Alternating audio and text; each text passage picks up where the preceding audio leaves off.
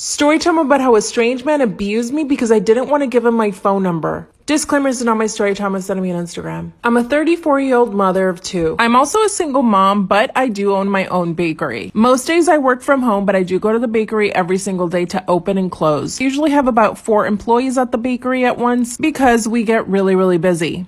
On this occasion, one of my workers called out sick, so I decided to step in for her. I dropped my kids off at school and then I went straight to the bakery. Let me just fill you guys in on what I was wearing. I had on a matching set of activewear, so blue leggings and a blue top, which covered my stomach. In other words, I wasn't showing a lot of skin. When I get to the bakery, I see a man sitting in the corner. He had purchased his food and he was eating. I had a quick chat with all my employees asking them how the day was going, and they told me that the man had kept staring at them the entire time. And I look at the guy and sure enough, he is staring at all of us. I asked them to just ignore him.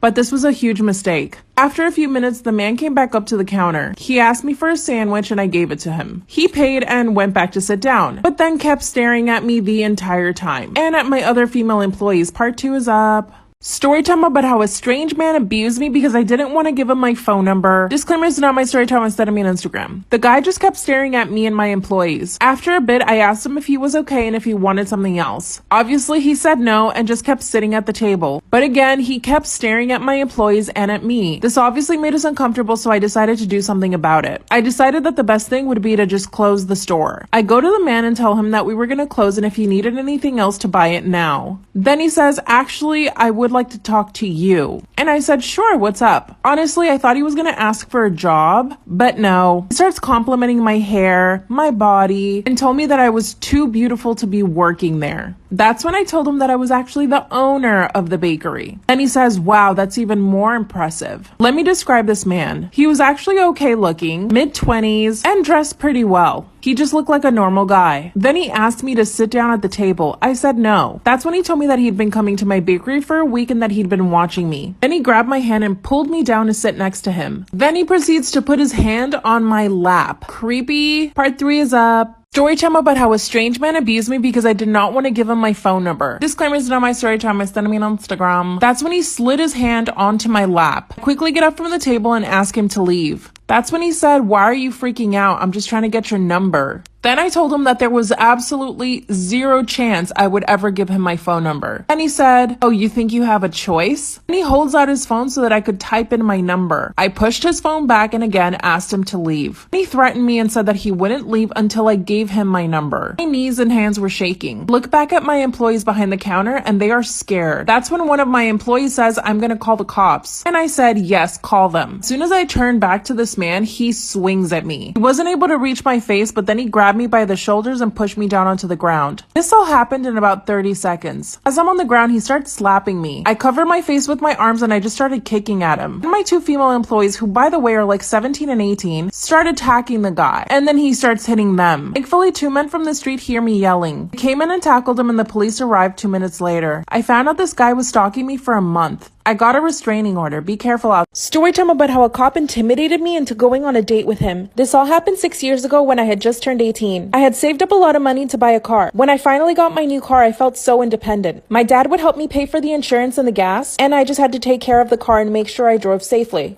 And I was a really safe driver. I never sped or made any illegal turns. In fact, I was scared of other people driving, so I was extra careful. Even though I was 18, my parents still had a curfew on me. I come from a Latin family and they are very strict, so I followed the rules. Around this time, my parents started letting me date. I was really excited because there was this boy in high school who always wanted to date me, but I could never say yes. I told him we were finally able to date and he got really excited. We started going to the beach and hanging out with friends, but this meant that I would have to drive long distances to the beach and back. And my biggest fear was to get pulled over. I don't know, for some reason I thought that was like the worst thing in the entire world. On my way to the beach one day, I get pulled over by this cop. I knew I wasn't speeding and I hadn't done anything illegal. I pull over and he asked me for my documents. Then he just stares at me for 30 seconds without saying anything. The first thing out of his mouth is, wow, you're very pretty. Part 2 is up. Part 2 of how a cop intimidated me into going on a date with him. The first thing out of his mouth is, "Wow, you're really pretty." Then he asked me if I was single. I instantly froze up and didn't even know what to say to him. Keep in mind, I had just turned 18. I felt totally vulnerable and exposed. He put his hand on my car door and leaned down towards me. This guy was really intimidating. Then he asked me a bunch of questions. Was I single again? Was I dating anyone? Was I still in high school? Did I have other friends that were pretty like me? I would laugh off his questions because I didn't even know how to respond. I was in total shock and didn't know what to do. Then he says, "Seriously though,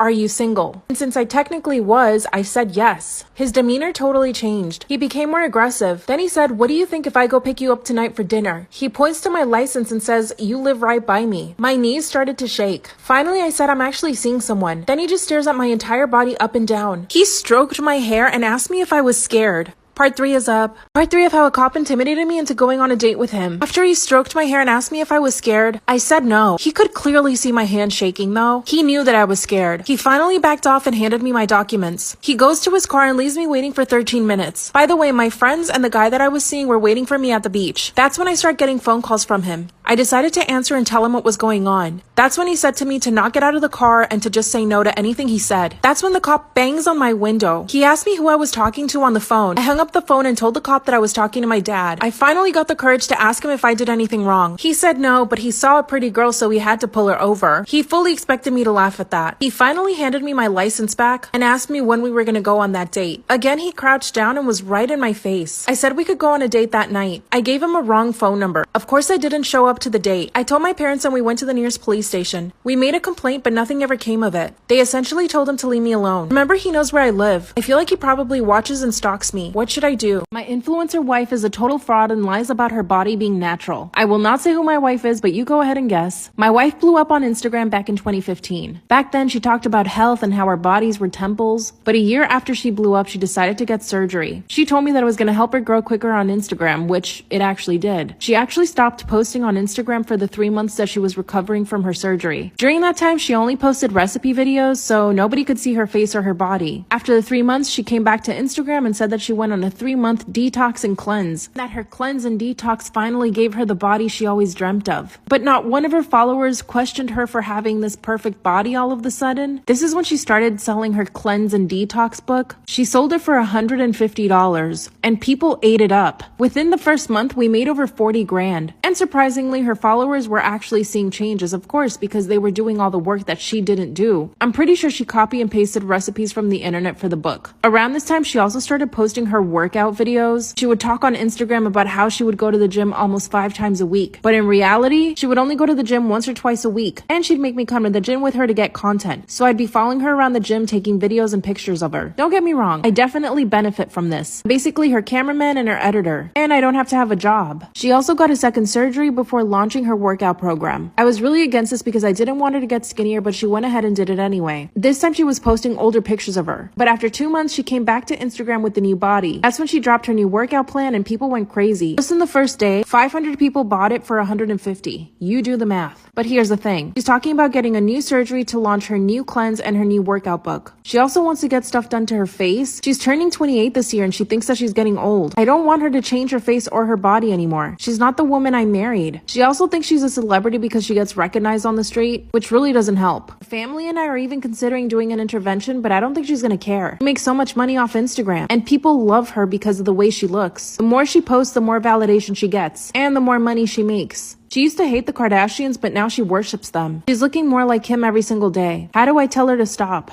What should I do?